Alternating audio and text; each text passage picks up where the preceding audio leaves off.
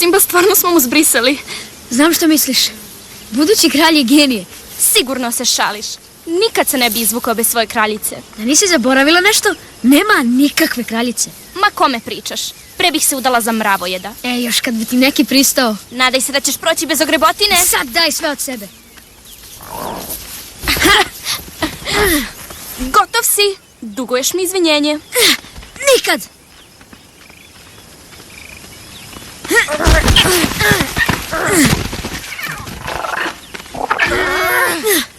Gotov si, opet. Nala, stani. Šta je to?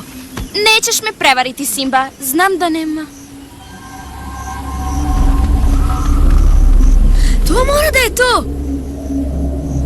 Idemo!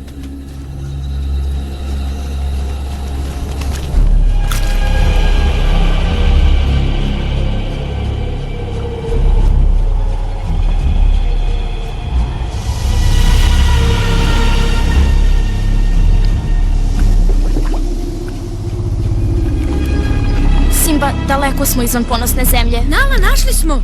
Znaš šta to znači? Znači da možemo kući. Znači da nas više neće tretirati kao bebe.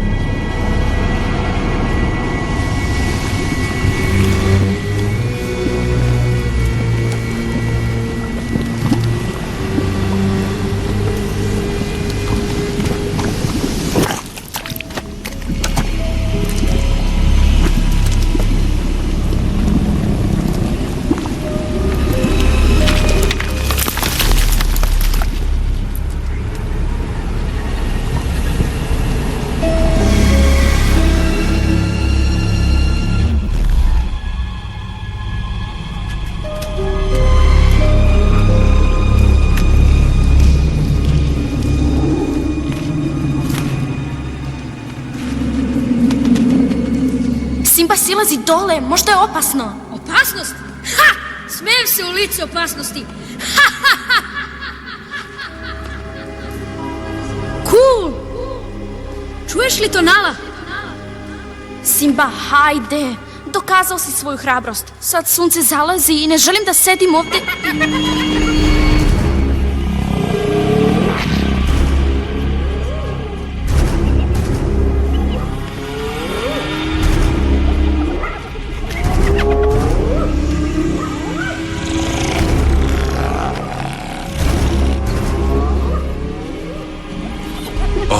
Vidi ti ovo.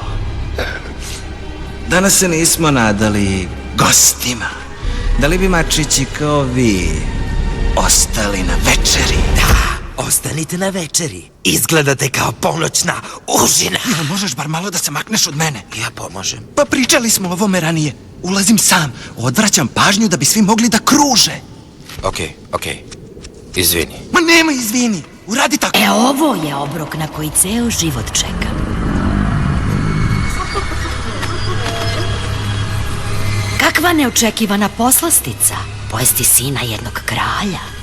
Čekajmo, kralj, kao znaš već ko? Koji vlada znaš već čime? Mufasa nije moj kralj.